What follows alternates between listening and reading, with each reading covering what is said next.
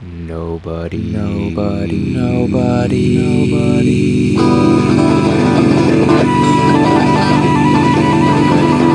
Nobody reads short stories.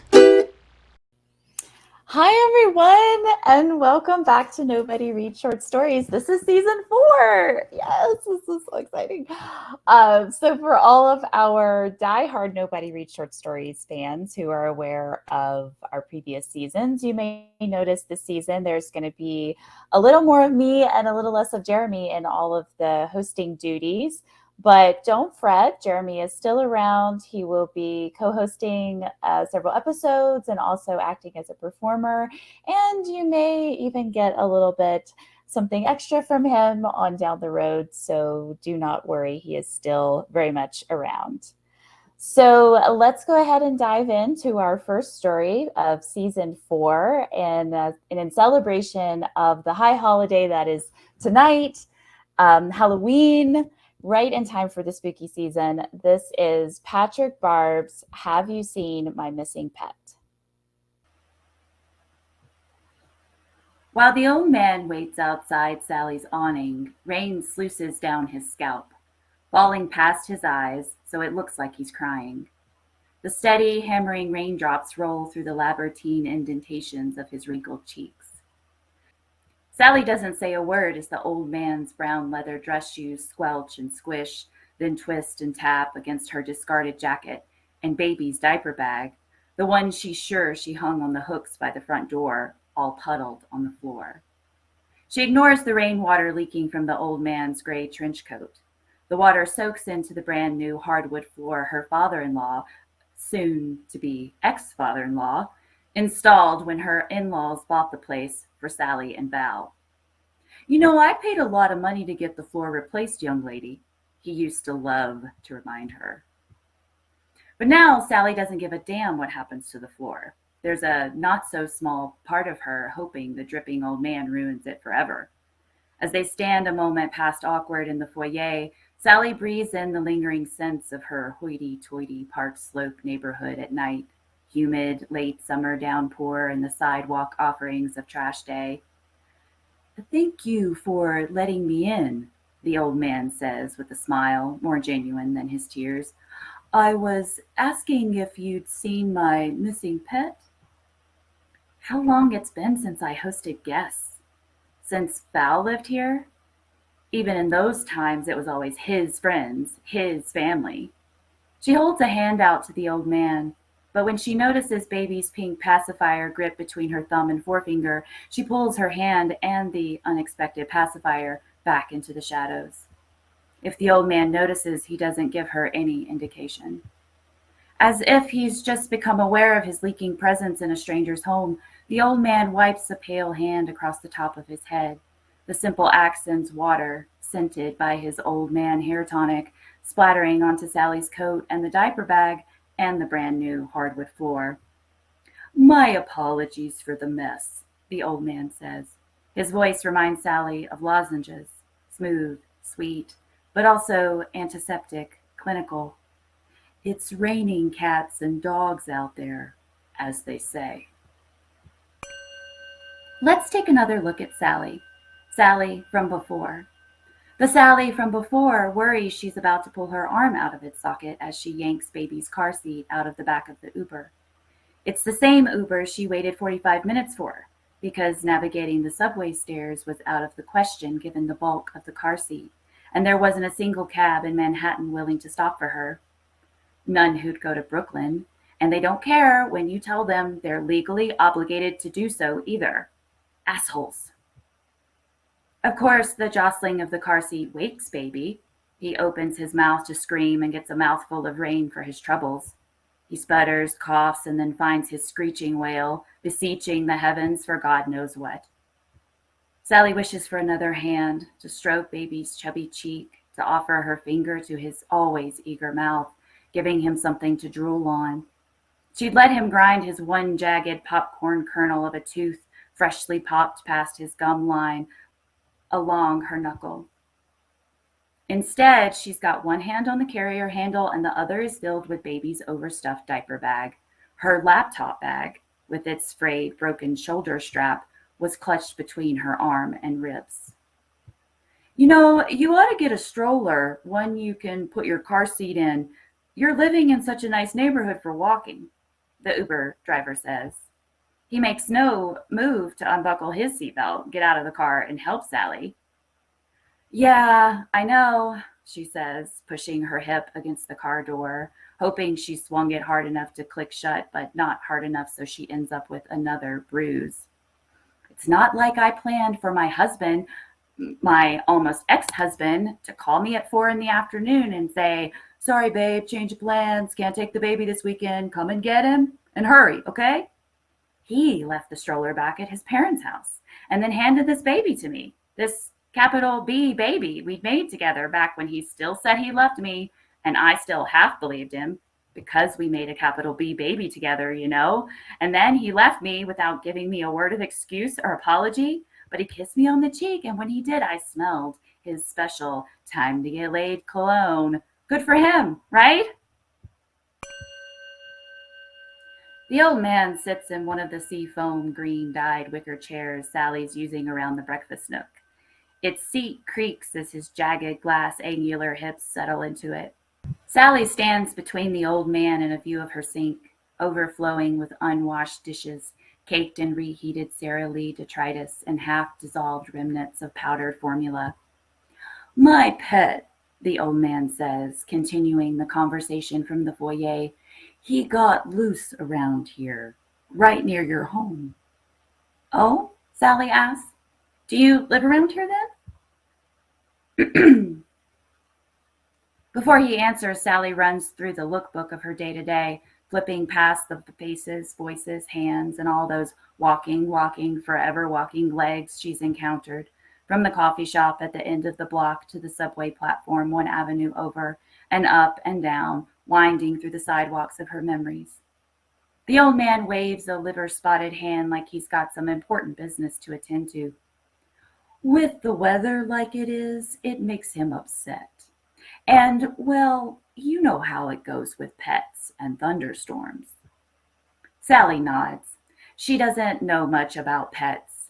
My last pet was a hermit crab in middle school. I begged Ma to buy me one from the shore. It took a week until my whole room smelled like someone pissed seawater and died.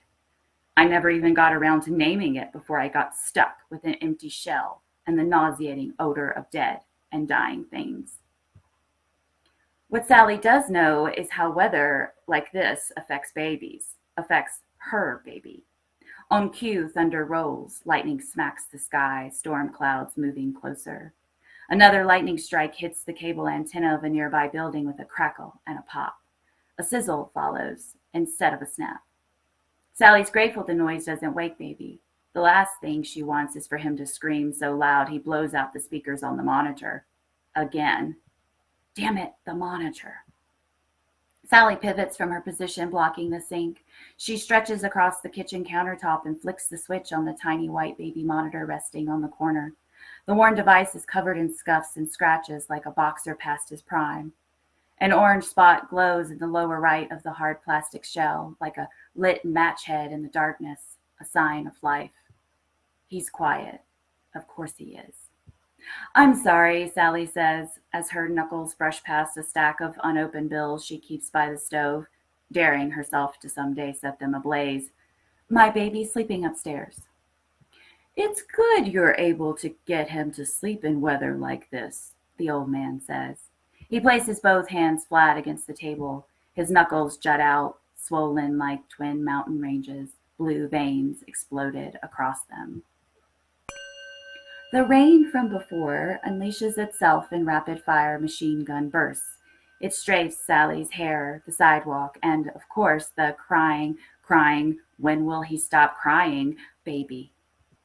After getting herself adjusted for the walk to her brownstone, Sally tunes out the cries, focusing instead on the slap, slap, slap of the baby carriage lady's cheap rubber flip-flops.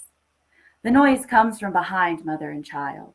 The baby carriage lady makes her evening rounds circling the puddled end of Sally's block. Sally pictures the disheveled woman in her gray-green hoodie with the hood pulled over her wispy silver hair. The baby carriage lady's face is pale, cottage cheese complexion revealed in part of the moonlight, and the street lamps reflecting off her dark garments resembling a starless sky. Sally can't recall how long it's been since the baby carriage lady appeared on the block. 6 weeks? That's how long it's been since Sal told me about Tina, or Tiana, or whatever the hell her name is.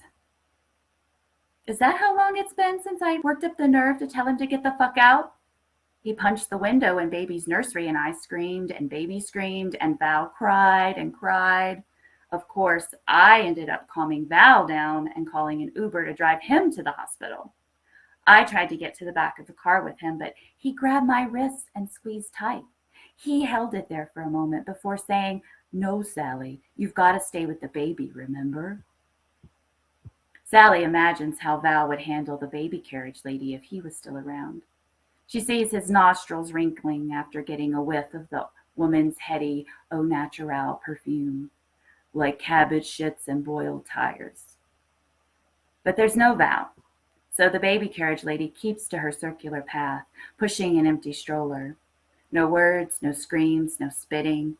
It's why Sally's neighbors let the disheveled bag lady stick around. Of course, she does stink like a dead dog.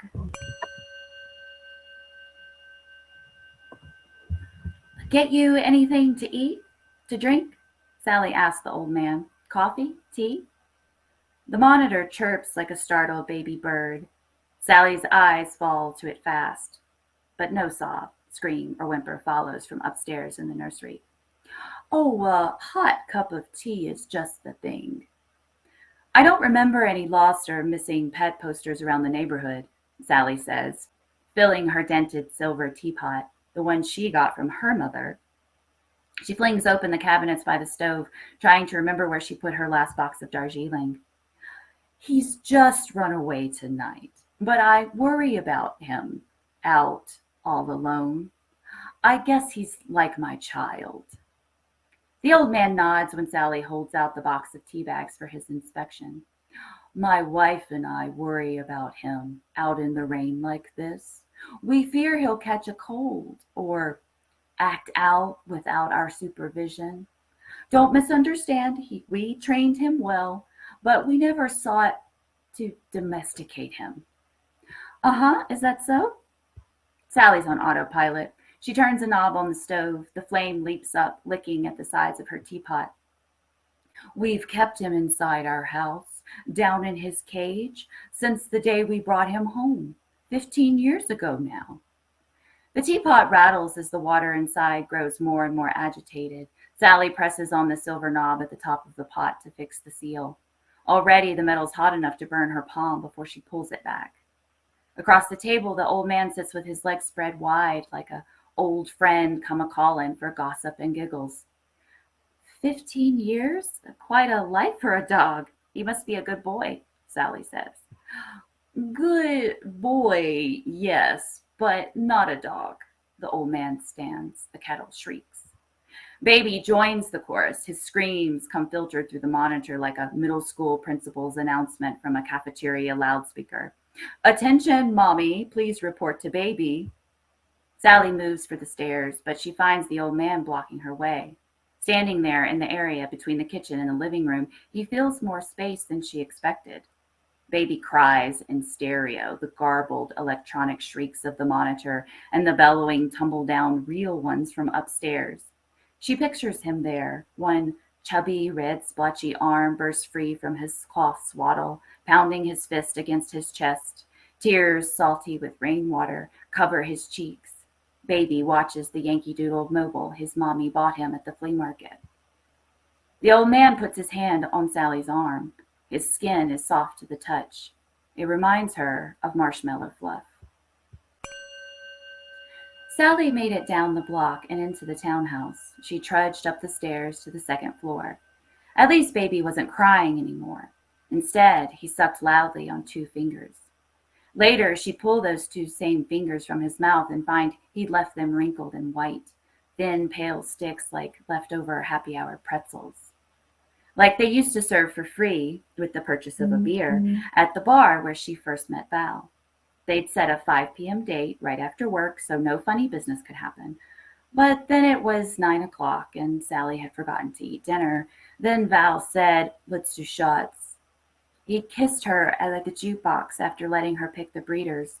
He told her he didn't care who saw them, and she wanted to believe it because he'd kissed her like he didn't care about anything, even me. All alone with baby, Sally let herself fall back into the nursing chair. She kept baby's head level to her chest as she descended. With the practiced precision shared by long-range snipers and exhausted nursing mothers, she performed a one-handed Houdini, partially shedding her work shirt and undoing the nursing bra below before her ass even touched the cushioned sheet. Baby's pebble of a tooth ground against her nipple as he fed, but Sally refused to cry out until he drew blood. When she did, he pulled away from her breast to look up at her, scared, confused. "It's okay, baby. Mama's here." "I'm sorry," Sally says. "It's my baby. I need to." The old man removes his pillowcase soft fingers from her arm. He places one finger against his lips, shushing her. They stand there in silence at the bottom of the stairs. There it is, the silence. Relief radiating from every pore, Sally tiptoes back to the kitchen. She's giddy as she pulls down the mugs and pours the piping hot water from the kettle over the tea bag slung inside. The old man's returned to his chair. "How did you know he'd go back to sleep?" she asked, placing Val's unclaimed, "just like Daddy" mug in front of her guest. The old man holds up 2 fingers. "2 things I use with my pet. The first is patience," he says. Sally leans in, placing elbows on the table, not caring if her cleavage shows. It's some old man looking for his lost pet, after all. "When my wife and I brought our pet home, oh, how he cried and cried.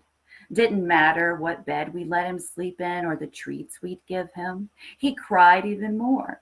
But I told him, 'You cry, but I wait, and I've far more waiting in me than any tears you hope to shed.'"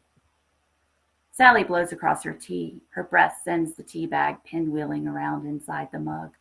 Her eyes grow wide as the old man takes his second finger and sticks it right inside the steaming hot contents of his mug. Red welts pop out on doughy white skin. Without skipping a beat, he stirs and continues to speak. "The second is through discipline.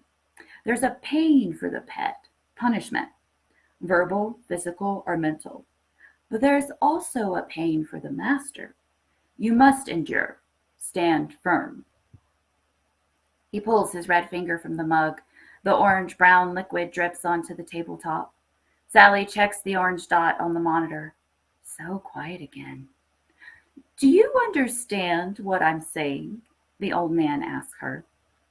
Sally pulls her attention from the monitor and back to the old man. She shakes her head with a bemused grin. "I'm afraid not," she says. The old man sips his tea. He doesn't offer any filler for the awkward silence. It's not until Sally's third attempt to place baby in the crib and pull her arms away that she gets it right. Baby coughs for a moment, his eyelids fluttering. Sally whispers a quick and foul-mouthed prayer, hoping God excuses the salty content of her language and grants her wish to please let this fucking baby go to fucking sleep. His eyelids fall. He gives her one last squirm, and he's asleep. Sally shuffles back, away from the crib. Each step is taken with care. The last thing Sally wants is to step on some squeaking, squawking rubber monster or some singing teddy bear. Below the crib, a nightlight plugged into the corner socket pulses red, off, on, like a heartbeat. Street light from the block behind the townhouse shines into the nursery, distorted by the repair tape applied to the broken glass of the window. Val was supposed to send someone the week before to replace the pane, but of course he forgot. At least there's enough tape to hold the broken pieces in place, but it's not enough to stop the whistling of the wind from seeping indoors. The old man sips his tea, not saying a word about his strange and violent stirring method. Sally does the talking. "Our landlord won't allow us to keep pets," she says. The old man turns to look at the stairs. "What is it?" Sally asks. My pet, he likes to climb, the old man says. We found him swinging his hands across the monkey bars at the park.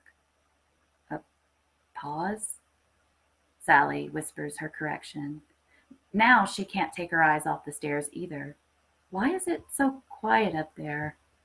The old man bangs his mug against the tabletop as he sets it down. The last splash of tea sloshes out and springs across to hit Sally's hand. Ouch! It's still so hot. He's a rescue. The pack he ran with, soft, weak. They couldn't care for him as he needed caring for. Sally's mug sits untouched. She's listening to the old man, but she's also listening for something else, something unheard, an absence she can't name. The problem is we got him too old to become the pet we wanted him to be. He came with so many bad habits. We did what we could to turn him into a serviceable creature, obedient, fiercely obedient. It's the wind. The wind's changed. The whistling, thumping sound of the storm against the taped-up glass is gone. The window's open. Sally stands again. This time the old man remains seated. His eyes follow her, and then his words. He made me stop here. You sang to your whelp on the fire escape. He pulled at the leash, dragging me closer and closer. His instincts growing sharper and sharper, and I did promise him a treat. Sally stumbles, her hurrying feet caught under the hem of her dressing gown. Fight or flight triggers all defenses. She's ready to spin around and yell at the old man, tell him to get the hell out of her house. But he's an old man who's lost what breed of dog again? One with hands, found on a playground, kept in his house for 15 years. What kind of dog?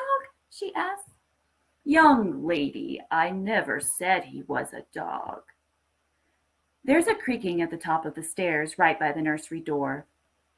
Ah, there, the old man says, rising from his seat at last. I told you he got lost around here. The pet paces at the top of the stairs. It's a man, but not a man, something once intended for manhood but brought up wrong. It crawls down the steps, hairy arms and legs outstretched. It scrambles for purchase against the padded carpet and the finish of the hardwood floor. Its hair hangs, oil slick, dripping strands over unkept brows. A beard flops against a bone-white chest. The old man's pet tilts its head at the sound of Sally's whimpering gasp. Bloodshot eyes move from Sally to the old man. Sally's hands tremble like a junkie inside a withdrawal. She's certain she's the one grinding her teeth until she figures out the sawing sound comes from the stairs. The pet growls at her, showing yellow teeth and blackened gums.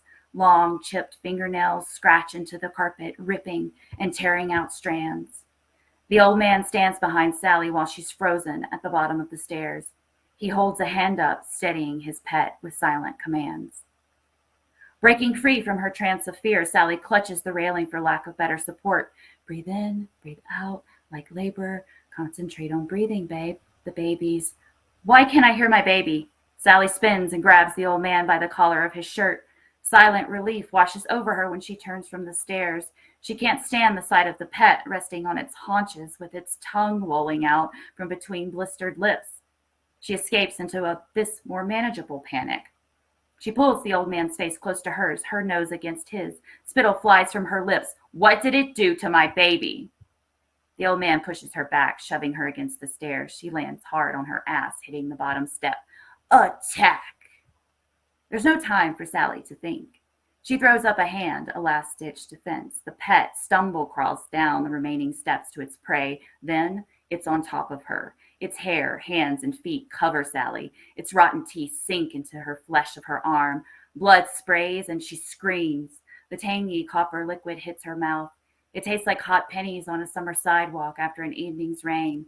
She pulls her arm away. Still, her flesh relents to the pet's hungry mouth and tears like soggy cardboard. More teeth, more biting. Next, the pet's claw-like fingernails pierce her nose and cheeks.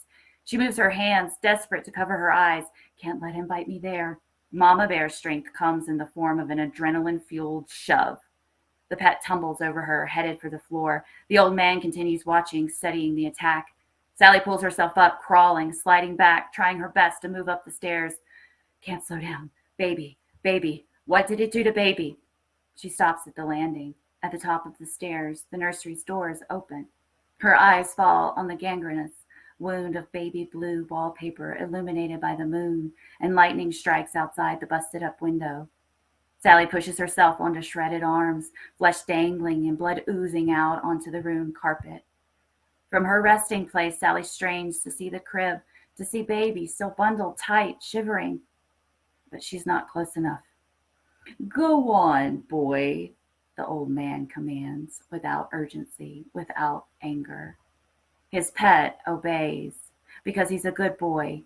Teeth broken and reset, chiseled to fangs, fed on a diet of meat, penetrate the skin on Sally's feet. She cries, but she doesn't fall. She kicks. 1, 2, 1, 2, faster now.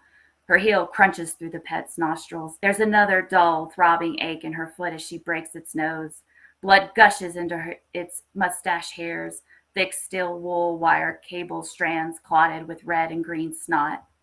Sally dives for the open door of the nursery, but even a broken nose won't stop the pet. It's got her scent. It's coming for her.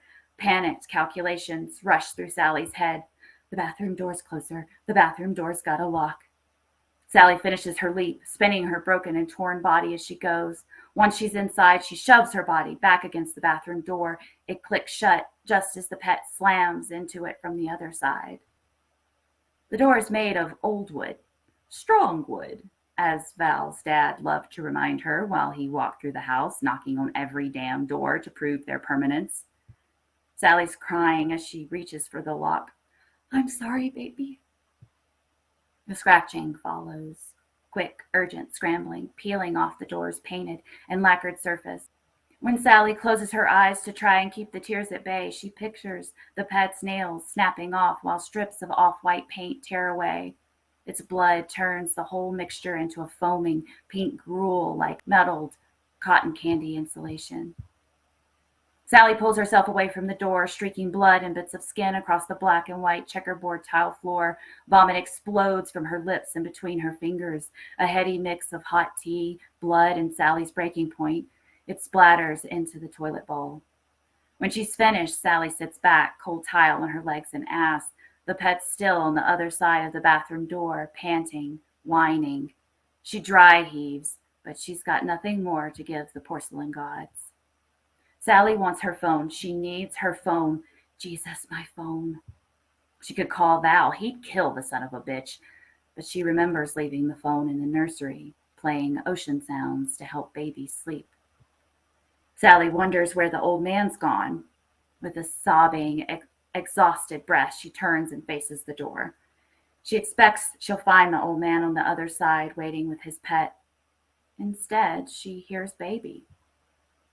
First, there's an inquisitive, high-pitched gurgle. The scratching against the door slows. Then, baby unleashes a shriek to match the rage of the storm outside. Black spots float before Sally's eyes, but she still sees him, forehead wrinkled, cheeks wobbling. His tongue presses against the bottom of his mouth, giving whoever dares look inside his crib a full view of the black and pink of his insides. My baby, he's crying for me. Sally presses her ear hard against the bottom of the door, desperate for more. Baby becomes her anchor, keeping her moored to this hellish reality. Each colicky, coughing exclamation keeps her fighting, to breathe, to live. She shakes her head. Bangs slick with blood and sweat flick across heavy-lidded eyes. No, no, no. The scratching stops. The slap, slap, slap of palms and calloused foot pads moving along the hallway hardwood follows. The old man's next command drifts in under the bathroom door, like cursed words from a nightmare's ending, before you wake soaked in fear all alone. What are you waiting for? Bring me the new pet. Looking to pull the attention away from the baby, Sally pounds bloody fists against the door, streaking crimson across the old, reliable wood. Fuck your property value, Ken. Fuck you and your son and the stupid house. The pet stops in its tracks. The pounding does the trick. Sally drops to the floor, pressing a cheek against the cold tile. One eye is all she can manage, looking through the slight gap between the bottom of the door and the floor. Out in the hallway, the pet twitches in place, waiting. Baby, still crying. What do you think about this mobile for his crib? Sally asks Val, picking it up from a flea market table. Val's eyes remain fixed on his phone screen. By now, Sally's already read the first of the text. She can't help it. He keeps his damn screen so bright, it's impossible not to read every "I miss you" and "XOXO" flashing by whenever he leaves his phone unattended. You'd think he'd try a tad more fucking discretion. But none of it matters. All she wants is for him to tell her he likes the mobile she selected for baby's crib. What the hell is it? He asks, already walking 5 steps ahead before she can answer, already moving, always moving. It's a piece of macaroni in a tricolored hat with some smaller stars around it. And when you turn it, it plays. You know what? Never mind. Sally hands the woman behind the table the money marked on the price tag and shoves her purchase deep inside her purse. The heels Val insists she wears when they go out in public click-clack against the asphalt of the basketball court turned flea market. Yankee Doodle went to town. Sally sings, her voice rasping and barking, caked in blood and phlegm, but she keeps going, watching the hallway through the sliver under the door. She watches the pet, stuck between the bathroom and the nursery. Riding on a pony. Baby's cries, slow. The pet turns away from the nursery. The stairs creak, this time from the bottom. Here comes the old man. Stuck a feather in his. The pet scratches at the bathroom door again, but not like before. There's an urgency, yes, but missing the violence from before. Cap and called it. The tears come. Sally lets her breath out in rapid succession. And 1, and 2, and come on, here's the head.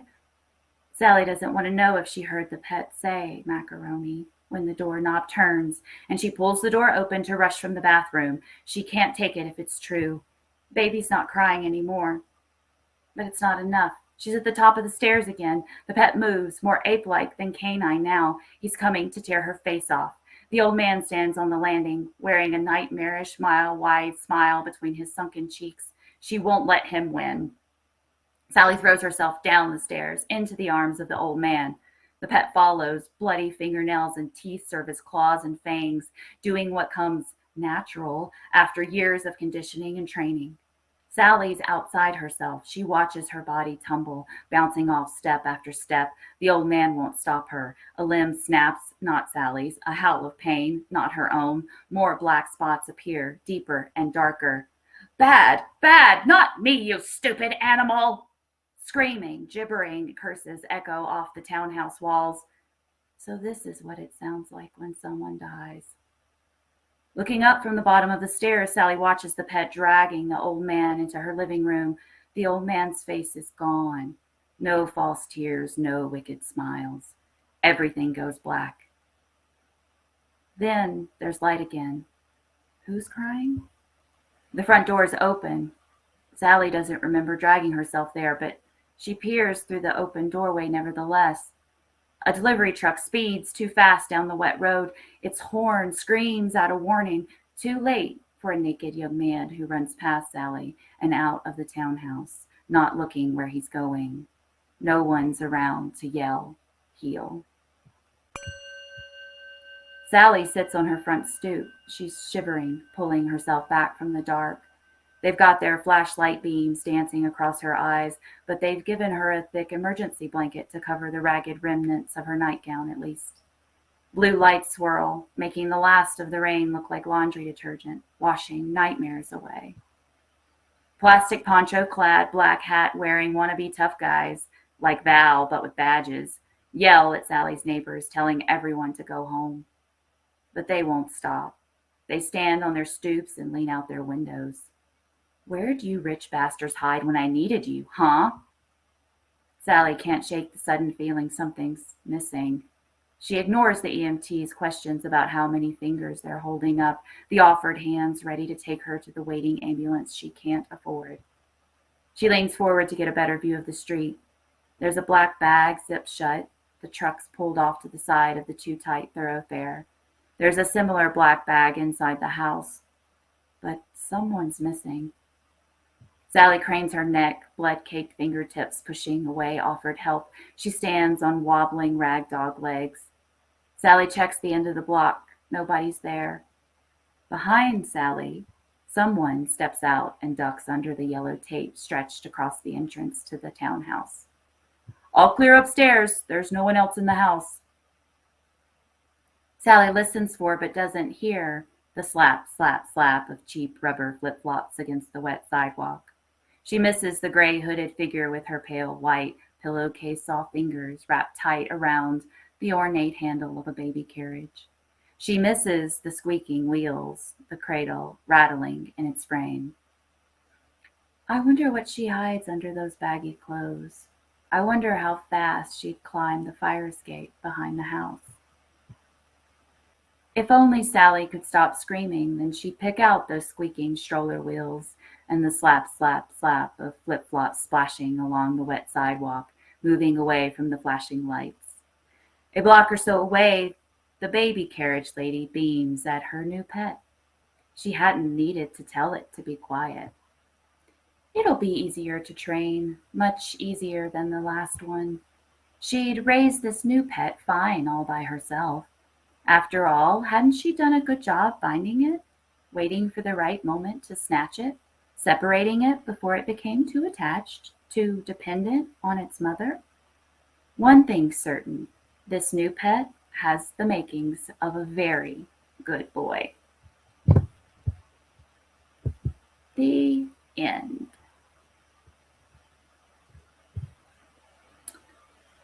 All right! Yay! That was so much fun! All right. So now, everyone, I'm going to bring on a very special guest before we get to the interview with Patrick. So tonight, our special guest is a wonderful writer by the name of Matthew Robinson, and I'm going to give you his wonderful breakdown here. Matthew Robinson is a filmmaker and playwright who has worked on various projects for the Hollywood Fringe Festival and directed a short play for LACMA. He has most recently directed an episode of the comedic web series Mr. Harmack Returns. He also directed the short film The Beach, which is currently playing in several film festivals. His latest project is Bloody Bloody Coda, a horror short film he wrote and directed as a tribute to Italian horror. And you can find all of Matthew's extensive work at his website, matthewsrobinson.com. Okay, so let's bring Matthew on. Hi, Matthew. Megan, thanks for having me on today. Yeah, absolutely. Thank you so much. So before we get into talking about Patrick's story, I'm going to set the clock so we don't ramble on for too long. Totally fine. I mean, I love bringing out the clock. The clock's always my favorite part. It's like look at that. Look at that. It's so tactile. It's fantastic. I know. I love this guy. So people who've been listening for a while will know this, but for those who have just tuned in, this is Cranky. He is a old-timey darkroom clock. So if you were developing photos back in the day before digital, you had to have a clock to set your exposure and how long your pictures set in the developer chemicals. And so this was the type of clock that they used. And my godfather gave this to me because he used to develop his own photos. Wonderful. I love it. Hello, Cranky. All right, here we go. All right. So, Matthew, what did you think of Patrick's story? Oh my gosh, that was so intense and so creepy and terrifying. I was like, yo, I was writing notes as I was listening to it, and I was like, this is sick. I was like, this is so horrifying. What a great creature too, but also what a just unnerving and totally horrifying concept of like how this creature is created. And yeah, my gosh, Sally she is having a rough time, and this was so well put together. I was glued to it.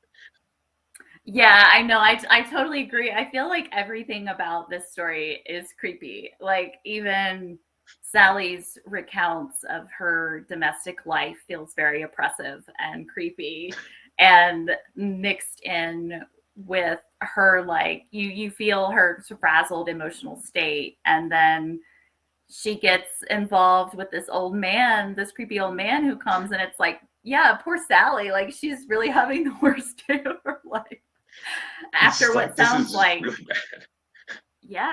yeah, oh my gosh, yeah. But I agree with you. I think Patrick's handling of the material and the way that he structures how he doles out the information about Sally's life and kind of where she is and what her day has been like, I think is a testament to his craft, because he does it in such a way that, like, I don't feel like he's top loading exposition. I don't feel like he's playing with me or manipulating me. Like I'm like, oh yeah, this is exactly when I need to know this bit of information.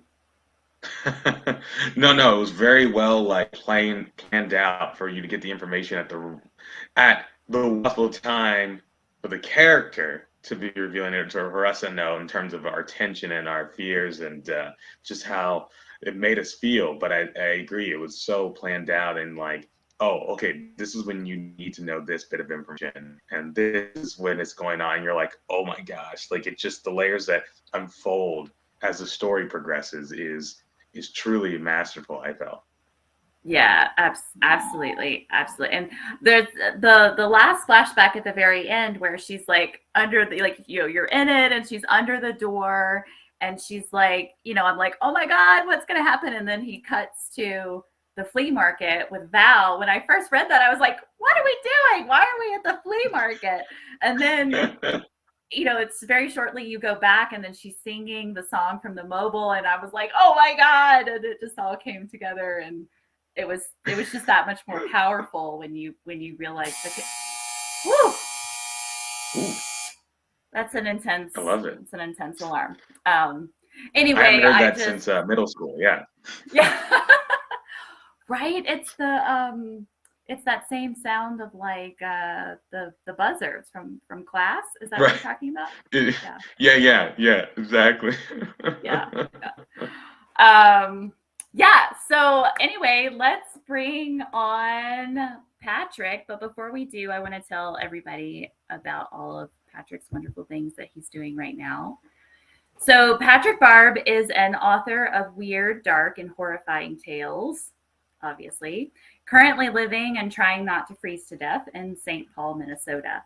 He is the author of the novellas Gargantuana's Ghost from Gray Matter Press, Turn, Alien Buddha Press, which will come out in November, and The Nut House, which is currently being serialized in Cosmic Horror Monthly through December, as well as the forthcoming dark fiction collection, Pre-Approved for Haunting, which is coming out by Keylight Books Turner Publishing in October of 2023. And this story that you guys just heard will be a part of that collection.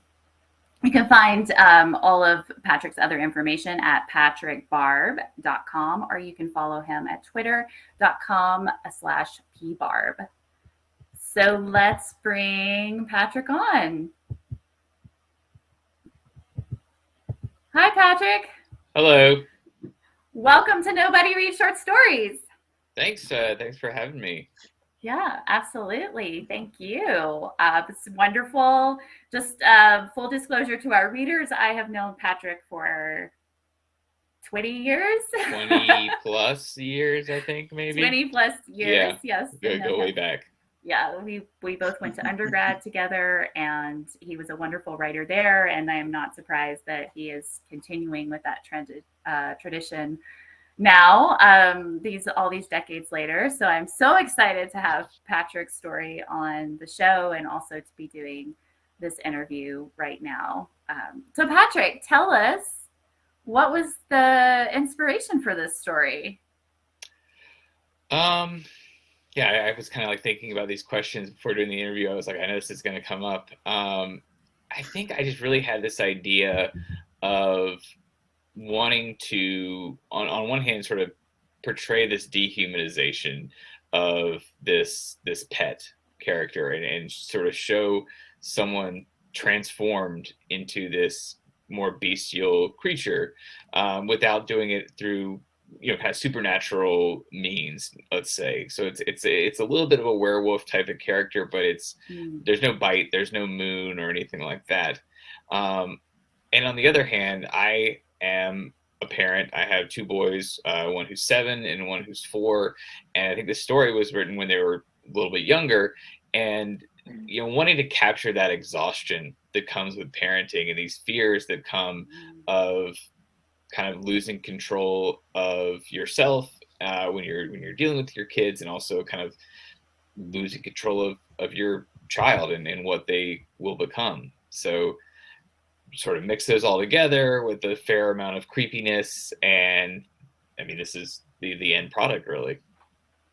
Yeah, I think you capture all of that so well, and I feel Sally's exhaustion. I feel her being overwhelmed. I mean, I think you really captured that well. I mean, I personally don't have kids, but through all the stories that I've heard from my female friends who have been in similar experiences, minus the the dehumanized person, I think you captured it really well. Yeah. Yeah, one Can thing. Oh, no, sorry, I go didn't mean to ahead, interrupt, Matthew. Mike. Yeah. No, I mean, with Sally, I mean, you're talking about kind of the inspiration for it and like the fears that you're playing into. Is Sally more of a cipher? Is she a symbolic character? Like, how did you approach creating this protagonist, and how much of yourself is in Sally? I mean, I think there's a fair amount of myself, but also my wife, and sort of seeing, you know, as a father, I've certainly dealt with my own exhaustion, and sort of dealing with kids. But I think, as Megan was saying, like, for women, a lot of times, for mothers in particular, I mean, there's just that extra layer that goes into it. And then I think I just drew from other friends' experiences. I think one of the things you find when you're a parent a lot of times is, talking to other people, and seeing that a lot of these experiences are not as unique as you might think. So a lot of that exhaustion, a lot of that, frustration that comes through, are things that at the time seem like you're the only person facing these things, and you really find that it's more of a universal thing, really. So I kind of drew on all of that, and put it into this character who I, didn't live in like the really rich part of Park Slope, let's say, when I was in New York, but I was in New York, for 7 years, after undergrad, and so I'm familiar with these kind of neighborhoods and people, and I wanted to sort of set this character in this place where there is all this potential support around her, but she's still abandoned, still feels isolated in a way. So, that all kind of came into the mix as well.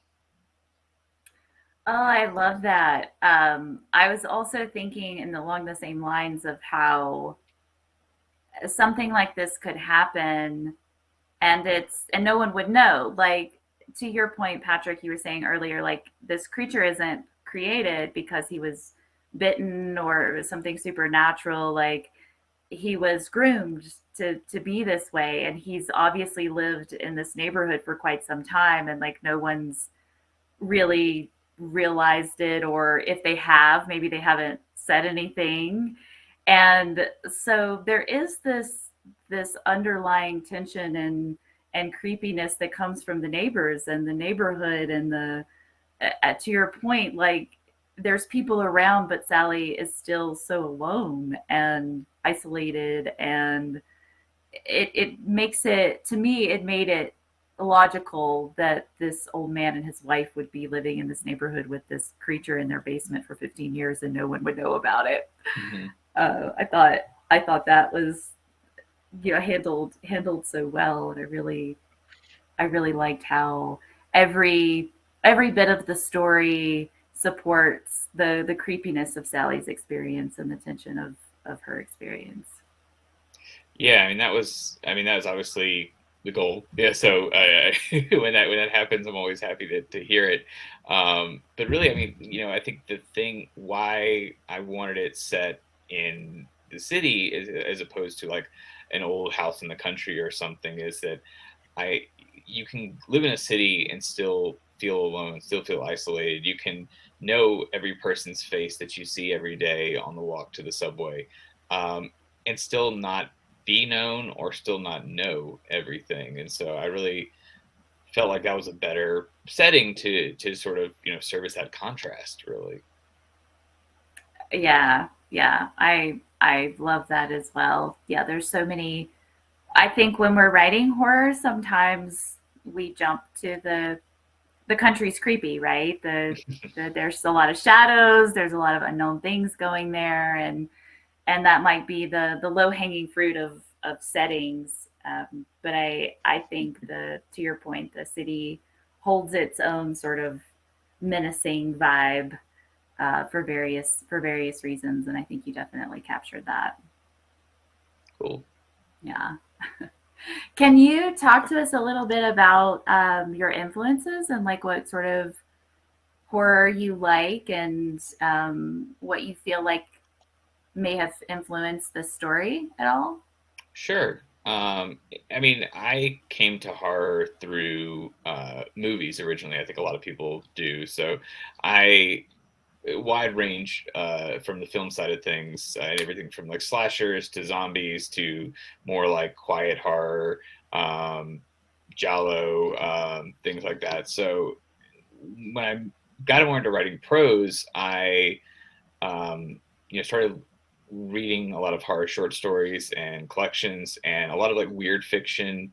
It starts with like H.P. Lovecraft, but also moving into more contemporary writers like Laird Barron or John Langan. Kelly Link is somebody else who I think just does delightfully creepy, gets under your skin sort of literary horror. And I think my style, if I was going to describe it, somewhere sits in the middle between quiet or literary, but also like the splattery gore of the slasher films that I enjoy watching. Like I like to have a little bit of guts spilled on the floor, but I want to make it sound really nice when you're reading about it. Like I want to have like a turn of phrase that's going to stick with you or something like that. So that's basically where I'm trying to sit as a writer, more or less. Mm-hmm.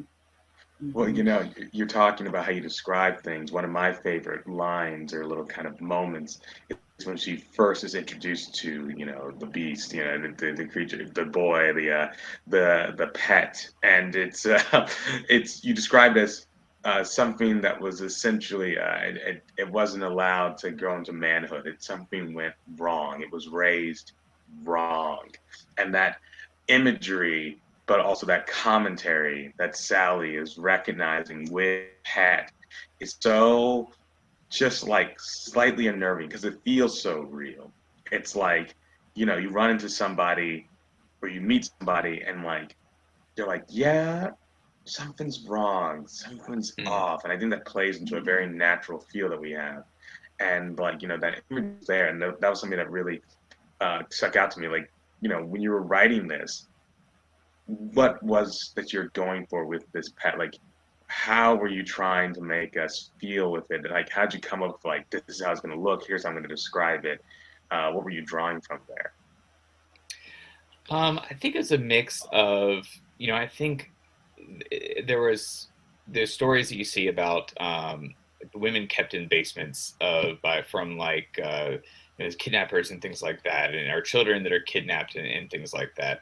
And a lot of times it's taken to either they're recovered but they have some trauma that's come along with them, or they're not recovered, and we assume that there is some sort of terrible ending that's happened. I started thinking about, okay, well, what if you're trying to turn this child into something else? Like, how would you go about it? And so I think in the story there's a little bit of talk about like the conditioning that goes on and the grooming, as Megan said, that happens. But I also started thinking about, okay, well, how would they make it look like a pet? What would this sort of look to make it more animalistic? And so the idea of like the long fingernails, the letting the hair grow out, letting the facial hair grow as this child turns into a young man. And then I started, thinking about like, how would they train it to walk? How would they, you have to walk on all fours, and sort of how would that transformation, what would it look like? So I mean, I'm imagining some sort of kind of shaggy haired person, but also it's beyond a person now. It's this animal essentially. And I often find that like, I want to take the reader to a certain point and take them far enough where I can say, okay, now you imagine from here. Like I'm taking you pretty far here. You can picture the rest. And so hopefully that's what comes across in the story. Oh, yeah, definitely. Yeah, absolutely. And I love that too with horror, where I think that's one of the things that I like about the genre of horror is that you can take your audience to a certain level, and then they can kind of run with it, and you don't have to describe every single thing. Like if you're conscious enough of their imagination and how they're gonna think about it in their head, how they're going to imagine it in their head, then it's almost like you have this other playground or palette to work with, because you know how they're going to take it. And I appreciate that. I appreciated the brevity. I felt like the descriptions that you gave us, especially at the end with the pet attacking the old man and then running out of the house. Like, I loved how I could picture all of that with the few details that you gave us, but it also made me feel like I was connected to Sally and her sort of disconnected experience as well because of that brevity. I thought it worked kind of in a twofold with that. But I definitely think that worked so well for me. Yeah, I think that's a sort of form and function, and then just the writer's own maybe lack of ability in a way. It's like, okay, I could beat this out beat by beat, this sort of fight thing, but why not just let, like you said, these sort of they leave these impressionistic details for the reader to fill in, so that me as a writer, I don't have to do the work. I think that's one thing I've learned writing is it's as much just learning when to stop and let the words that you've given do their thing. Mm-hmm. Yeah, absolutely. Like part of understanding the craft is as much about when not to write as it is to know when to write. Mm-hmm. Yeah, I like that. Well, one other thing that I wanted to mention about this story is the humor in it. I love that we get these thoughts from Sally about, she's talking shit about her father-in-law, and she's putting down her ex-husband, rightfully so. It sounds like, but I just love that we get that sort of everyday woman just dealing with her personal issues voice that's very authentic and very real and very funny in the way that real life is fun, funny and heartbreaking at the same time. And it works so well with this story, with the darkness, with the gore and all of that mixed in together. Like, I really appreciated that, and I think that helps me to get through the darker parts of it, because I'm grounded in the humanity and the authenticity of this humor, because so much of life is oddly funny in dark times. Yeah, I mean, I agree with you 100%.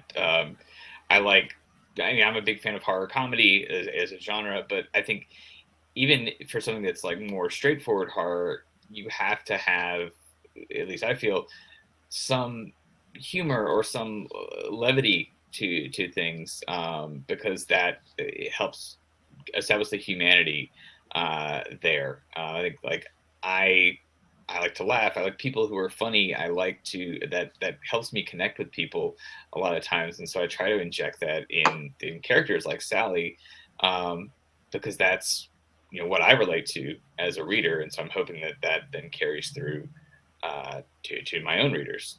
Mhm. Yeah, absolutely. I think so. I think it comes off really Definitely. well. All right. So, Matthew, do you have any further questions for Patrick? Well, the last question I just wanted to ask Patrick about this was, what was like the most fun part of writing this short story? Like, what was really like where you were like, oh my gosh, this is just like, this is why I write. This is so much fun. I think it was probably, well, two things now. Sally's sort of asides were always fun because I liked like sort of having this parallel. You're getting the parallel story of how she got to that point and working backwards, really, and going back to the sort of beginnings of her relationship with Val, and as Megan mentioned before, in the discussion, like bringing in the mobile and everything. Like I like that as sort of a parallel track. I think really though, I love twist endings. I have no shame in loving the twist ending. I wanted to pull one off if I could, and sort of having this potential couple set up earlier in the story with the baby carriage lady, and sort of you know hanging a lantern on it. I thought to a certain extent, but at the same time, um, you know, wanting to have that moment. I wanted the story ends on a darker note. I mean, it doesn't have a happy ending, unless you are the baby carriage lady, I suppose. Then it's a happy ending. So it's always good to sort of consider every character's point of view, right? Like somebody's having a happy ending here. It just depends on whose lens we're looking through. So I thought really kind of pulling that together and sort of having that sort of final postscript moment almost, was really kind of the most fun thing to put together. Right. I could tell. I mean, just hearing it, it was just like, oh my gosh. I mean, the amount of fun, despite how dark it was, the amount of fun I was having listening to it, with Megan's read and your words was just like, it's like, oh, this is like the great kind of like dark horror that you just, or, you can soak on a nice rainy day. Well, thank you. I appreciate that. Oh, well, wonderful. Well, Patrick, is there anything else you would like to add before we let you go? Um, when is this air? When is this going out? I think. It's going to go on Halloween night. Excellent. Okay. Well, as you mentioned, I have Gargantuana's Ghost, my novella from Gray Matter Press. It's dark fantasy about the ghost of a giant ape like King Kong, who is riding the F train from Manhattan to Brooklyn, and a young man who befriends this ghost and tries to reunite her with the one person who was friendly to her while she was alive. That's out on the 18th, so I hope people will pick it up. Oh, wonderful. Well, that sounds Oh my gosh. amazing. And I definitely want to Yeah. check that one out. Awesome. Well, Patrick, thank you so much. Again, I appreciate you submitting this story and letting us feature it on the show. And I'm so excited about all of the various things that you have cooking. And I can't wait to read more of your stories. And thank you so much. Thank you for being here, and thank you for the interview.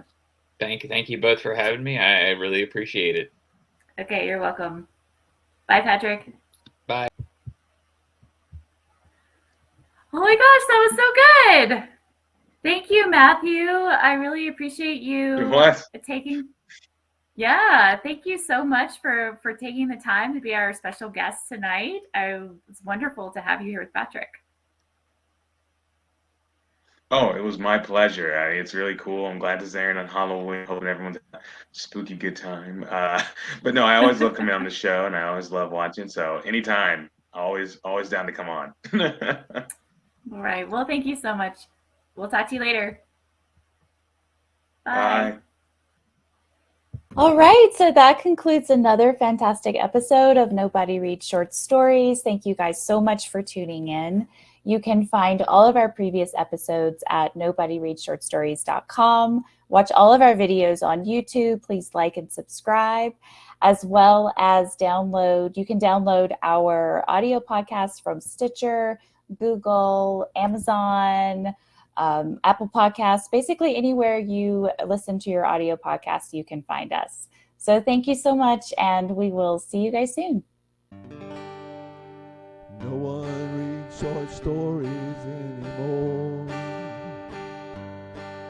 I really don't know what they're written for. Go write a short story and throw it out the door. 'Cause no one reads short stories, funny, sad, or gory. No one reads short stories anymore. Yes, no one reads short stories